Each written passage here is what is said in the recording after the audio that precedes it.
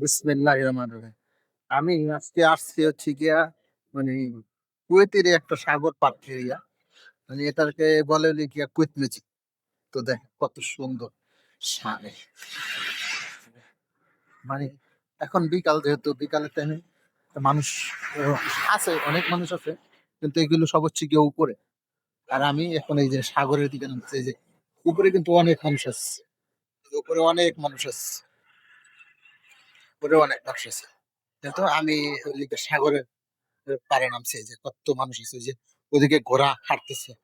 আর সব থেকে বড় কথা হচ্ছে গিয়া এই যে সাগর, মানে কি যে সুন্দর, মানে অসাধারণ, এক কথায় শেষ, অসাধারণ। এটা বলার মতো না, অসাধারণ। দেখেন কত সুন্দর, মানে একদম ঠান্ডা।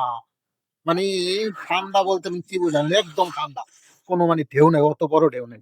এই পানির পায়ের কাছে কত সুন্দর সাগর, মার্শাল্লাহ, অসাধারণ একটা হচ্ছে গিয়া পরিবেশ। মানে ঠান্ডা, ঠিক আছে ঠান্ডা হলেও মানে অসাধারণ, কি সুন্দর দেখেন, তো কত সুন্দর ঢেউ।